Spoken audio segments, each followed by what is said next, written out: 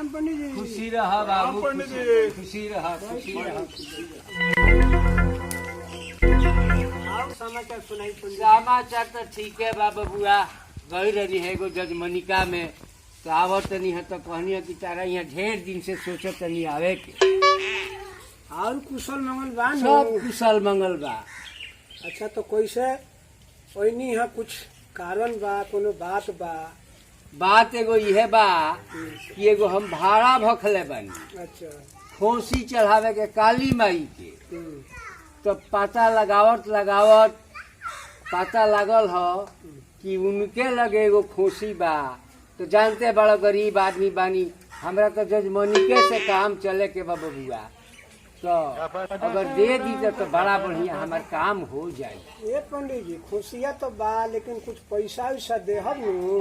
ए जजमान, पैसा हमरा लगे कहाँ बाजे दी। हम तो तोहरे लोग के दिहल खाई ले आ पूजा पाठ कराई ले, आ कभी तारा लोग से कुछ मंगले बानी आज ले। जवन दे रहो तो ले ली ले। अरे कुछ तो देह ना जजमान, हे अपने लॉकडाउन लागल बा, बेकारी बा, ए घड़ी कहाँ से कुछ मिली।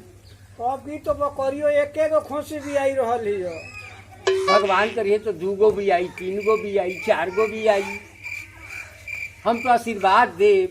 अच्छा ठीक बा, चल तो कहाँ बा? बा एनिए चौरत होई। चलो तब।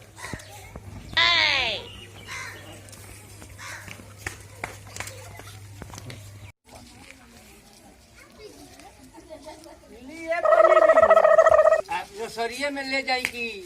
अच्छा तो सरिये में दी। हाँ रसोरिये में दो बबुआ।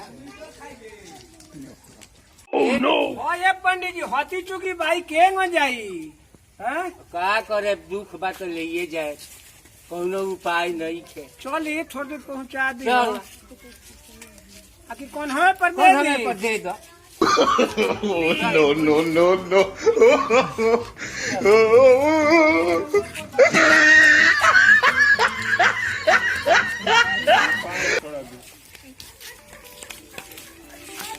चलिए संभाल के जाए बाछा नु।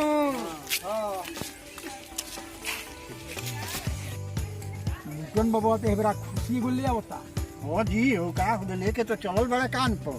तो कोनो उपाय लगाओ लो ना, इनके से ठग लियाओ। तो ठगे में का बा, 3 आदमी बोले नहीं, 3 जगह खड़ा हो जाए के। अच्छा अब तारा तारी उनकरा के को के भूखा बना लिया आ खुशी ले लिया। हां अब खूब बनाओ चाहिए। कह दिया कि तो कुत्ता के बच्चा। अच्छा हाँ, तो ठीक बा, तो चली 3 जगह हो जाए। 3 जगह हो जाएगा। और रुआ चल जाइयो ने। अच्छा पहले के रही? पहले है लइकवा रही, हाँ, तो क्या दिक्कत पहले है? बीच लइकवा रही आ बीच में हम रहे। अच्छा। और रुआ चल ओजी रुआ लगे जा खुशी ले लेबे। ठीक बा, एकदम कितना एकदम ध्यान दे बाबू। और यहाँ पंडित जी नु तो कहे कि पंडित जी है कुकुर के बच्चा लेके कहाँ जाते हैं? पहले गोड़ लगी है। हाँ, खूब बढ़िया से तोड़े शुरू करे के बा। हाँ। ठीक।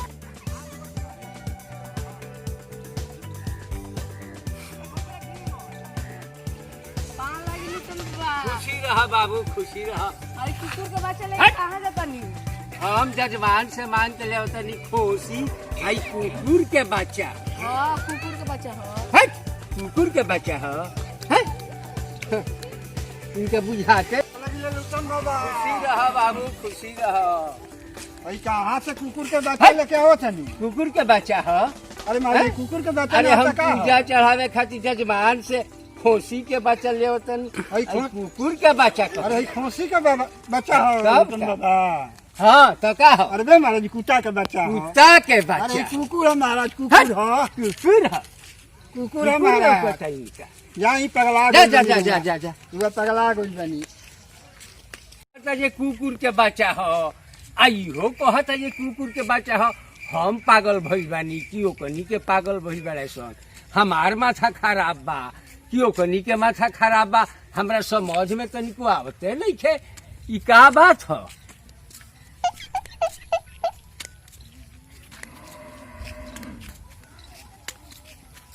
आग लगे पंडित खुशी जी। रहा बाबू, खुशी रहा।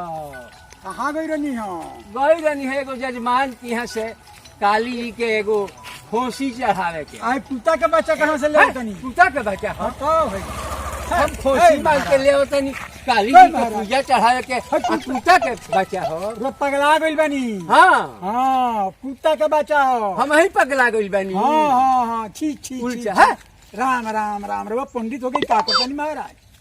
अपन कुत्ता के बच्चा कान्हा बैठल तो बुझात नहीं खे। अरे हम मांग के लेवता नहीं खोसी के बच्चा आ तारे कुत्ता जजमान लौकता। ठोक देले बरुआ चिन्हाला कुत्ता के बच्चा हो। हाँ हाँ कुत्ता के बच्चा हो। हाँ ये करे का बीगी बीगी हैं? बीगी। ए कुत्ता के बच्चा ले जाएंगे मतलब। कुकुरे के बच्चा हो। का करिए भाई हमरा सब ए काका देखी लुटन बाबा पगला गइल बा। पगला गइल बे।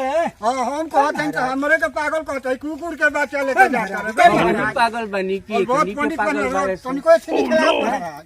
लो देखेगा कुतारी महाराज। उतारी उतार दी उतार दी। दे दे महाराज कुकुर के बच्चा लेकर हुआ कहां जा। तो जाई महाराज। जाई जाई नहाई जाई नहीं रुआ के भोगा बना देला। जाई ना हाई महाराज। तक नहाई जल्दी। काका चले के तो हो गइल का। चले के हो गागन नमकी कहां गई। अरे बबू है ना पहले चले चले कटवा कटवा एकरा कटवा आई नहीं चले के। नमस्कार। अभी हमने का जो ठग वाला वीडियो बनौनी है सो यूरोल में क्वेश्चन पसंद पड़ल कि ना पड़ल। अगर पसंद आई लोग है तो कम से कम सब्सक्राइब करें। अगर प्रथम बार आई बनी तो लाइक करें जरूर। अगर संभव हो तो कुछ कमेंट भी करें। बेल के भी दबा दे जहाँ से अगर हमने की जो भी वीडियो बनी वाला प्रथम पहुंच जाए। मुरझाए चेहरे पर मुस्कान लाने के लिए काफी है।